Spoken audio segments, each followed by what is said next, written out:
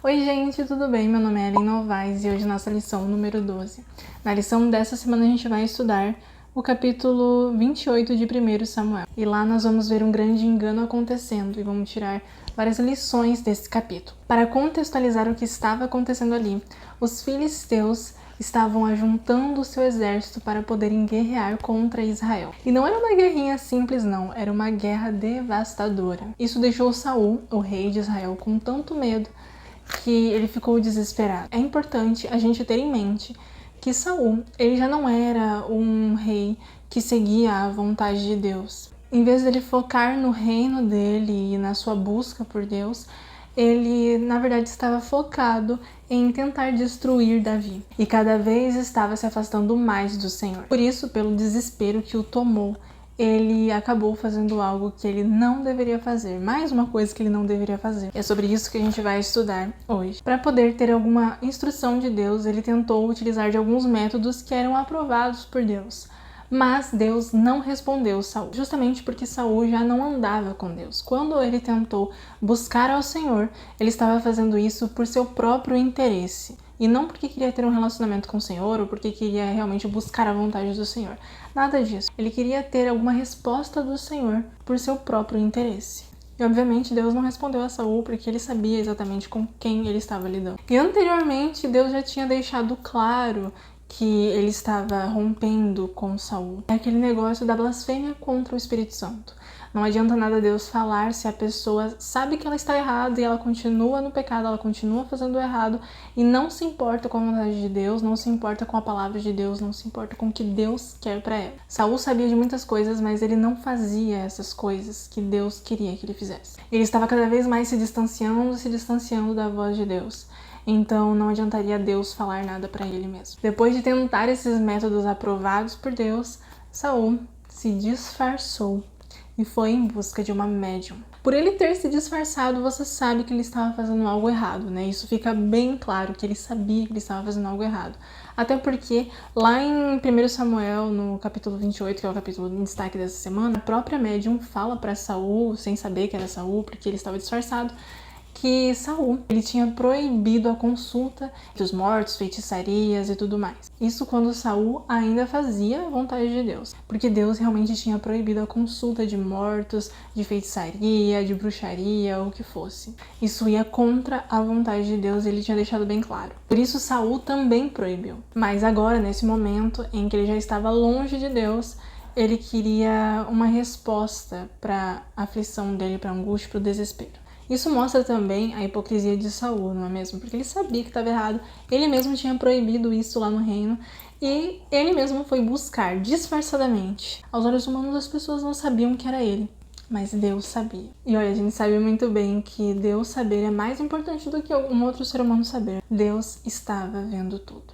mesmo que ele estivesse se disfarçando e fazendo tudo escondido. A Deus ele não podia enganar.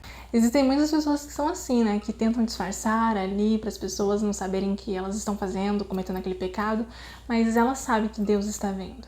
E muitas vezes ignoram isso. Muitas pessoas pregam contra algo, falam contra alguma coisa, assim como Saul tinha proibido a consulta de médiuns, mas muitas pessoas, quando ninguém tá vendo, ela vai e faz o que é errado.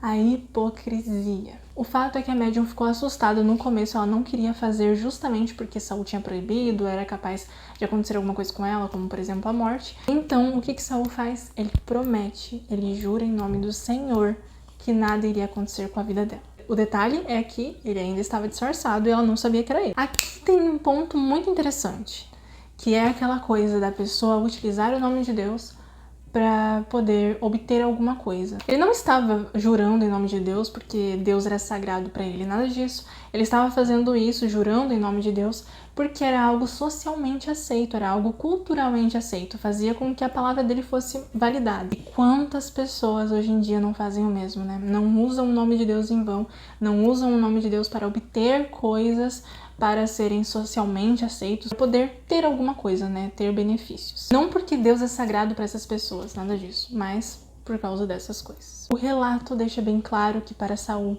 Deus não era sagrado, ele não tinha respeito com o Senhor. Porque quem tem respeito com o Senhor, que sabe que tá fazendo um negócio errado e vai até o fim, vai e faz o negócio errado mesmo, Deus deixando bem claro o que não era para ser feito. Então já deixa bem claro que a pessoa não está se importando com a palavra de Deus, não está se importando com a vontade de Deus. Isso nos traz mais uma lição de que às vezes as pessoas, elas sabem que elas estão indo para o fundo do poço, ou que elas já estão no fundo do poço, e elas preferem ficar lá e tentar cavar mais um pouco, né? Em vez de tentarem buscar a Deus, em vez de tentarem voltar, sabe, recalcular a rota, não. Elas querem estar onde elas estão e querem ir mais fundo ainda, querem estar cada vez mais longe de Deus. Saul poderia ter se convertido, poderia ter se arrependido, mas ele escolheu ir mais fundo, ir para mais longe de Deus. Escolhas, né? Livre-arbítrio. Deus sempre esteve ali tocando Saul, tentando fazer com que ele voltasse, mas Saul não quis. Deus não pode obrigar a ninguém. Mas voltando para o relato do capítulo 28 de 1 Samuel, Saul pede para a médium trazer Samuel, que era um profeta muito usado por Deus e que teve contato com Saul, mas ele já tinha morrido. E Saul queria ouvir o profeta Samuel naquele momento. Mas, gente, de acordo com o que a gente estudou durante esse trimestre, eu tenho certeza que deve estar bem claro para você que Samuel não poderia retornar do mundo dos mortos, porque quando a pessoa morre, ela está descansando. Resumindo toda a história, a médium descobriu que era Saul e ela invocou o espírito de Samuel. E esse espírito de Samuel subiu. É interessante isso porque muitas pessoas pegam esse relato para dizer que existe mortalidade, que os espíritos podem ficar vagando por aí, que eles estão no céu, que eles estão no inferno e tudo mais. E todo mundo sabe que Samuel foi um homem de Deus. Então, obviamente, se a gente fosse por essa ideia da imortalidade da alma, ele estaria no céu, ele teria que descer e não subir. Então, já aí existe uma contradição com essa ideia. Esse espírito fala: por que me inquietaste fazendo subir? Algo que também vai contra a palavra de Deus, que está lá em Eclesiastes 9:5, que fala que os mortos nada sabem, que eles estão descansando, que eles estão lá, quietinhos. Mas olha só, muitas pessoas acreditam que Saul viu Samuel. Mas o relato bíblico não fala isso. O relato deixa claro que Saul entendeu que era Samuel de acordo com a descrição que a médium estava dando para Saul. Ao que tudo indica no relato, Saul somente estava ouvindo a voz de Samuel. E ele entendeu que era Samuel porque a médium disse que estava vendo Samuel. Ela fala que viu um Deus que sobe da terra. E depois de descrever que era Samuel, Saul se prostra em adoração. Nós sabemos exatamente que ele estava adorando, né? Na verdade, ele já estava adorando Satanás há muito tempo, desde quando ele se afastou de Deus. Mas agora ele estava fazendo isso fisicamente, se prostrando diante daquele espírito. É interessante a gente lembrar em tudo isso que Samuel já não falava com Saul em vida. Por muito tempo ele profetizava e ele falou sim com Saul. Mas chegou um momento, por Saul estar tão longe de Deus, que Samuel, ele quebrou o vínculo que ele tinha com Saul. Lembra que eu falei que Deus rompeu com Saul? Então, Samuel também rompeu, obviamente, com Saul, né? Porque ele era o profeta do Senhor. E as palavras do versículo 17, que o Espírito se faz passar por Samuel, diz... são muito semelhantes às palavras que realmente Samuel tinha dito em vida, lá no capítulo 15, no versículo 26 ao 28. Isso demonstra que o inimigo sabe muito bem o que acontece na nossa vida. E ele usa muitas coisas da nossa vida para tentar nos enganar, para tentar nos envolver. Ele mistura verdades com mentiras e, obviamente, tudo acaba se tornando mentira, o que sai da boca de Satanás. Por fim, o Espírito diz a Samuel que ele estaria com Samuel. E aí entra mais um questionamento para aqueles que acreditam em imortalidade da alma. Como que os justos, que obviamente Samuel era um homem justo, e os ímpios vão estar no mesmo lugar? Não existe uma separação entre justos e injustos, justos e ímpios? Esse relato do capítulo 28 não tem nada a ver com dar base para uma imortalidade da alma. Na verdade, o relato demonstra o quão longe Saul foi por acreditar naquele espírito, por ir em busca de médiums, por ir em busca do espiritualismo. E infelizmente o espiritualismo tem entrado nas igrejas, algo que foi proibido pelo Senhor, foi algo que Saul buscou e tem sido algo que as igrejas têm deixado entrar por suas portas. Tem um vídeo aqui no canal que fala como alguns líderes de igreja de antigamente deixaram com que o espiritualismo entrasse dentro das igrejas. As ideias de imortalidade da alma. Eu vou deixar nos cards aqui em cima, assista depois que você terminar esse vídeo aqui. Mas é fato que isso não tem entrado somente nas igrejas, mas a gente vê isso nas mídias, nas redes sociais, internet em geral, nós vemos isso no nosso dia a dia, as crenças das pessoas, na filosofia, na literatura, em vários lugares. E isso é totalmente antibíblico, porque, assim como diz a palavra do Senhor, os mortos, eles estão descansando, eles estão na sepultura, eles não sabem de nada. Então, aquele espírito que Saul estava ouvindo e que a médium disse que viu, era, obviamente, um demônio. Nós sabemos que o inimigo de Deus ele tem poder para se transformar até mesmo em um anjo de luz. Obviamente, ele teria poder para se transformar em uma pessoa, de usar a imagem de uma pessoa que já faleceu. Muitas pessoas até afirmam que viram alguém que faleceu e que elas amavam. Mas, de acordo com a Bíblia, isso não é o espírito daquela pessoa que faleceu, porque ela está descansando. Essa é uma imagem que um demônio se apossou. Ele também tem usado dessas ideias para enganar muitas e muitas pessoas.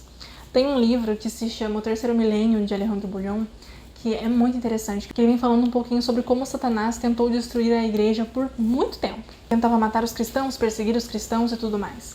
Mas ele viu que quanto mais os cristãos morriam, mais o sangue deles era como semente. E então ele acabou por se infiltrar nas igrejas. E esse plano tem dado muito certo, levando com ele várias mentiras, vários enganos para várias igrejas. A imortalidade da alma é um desses enganos, que é totalmente antibíblico. Esse relato do capítulo 28 sirva de lição.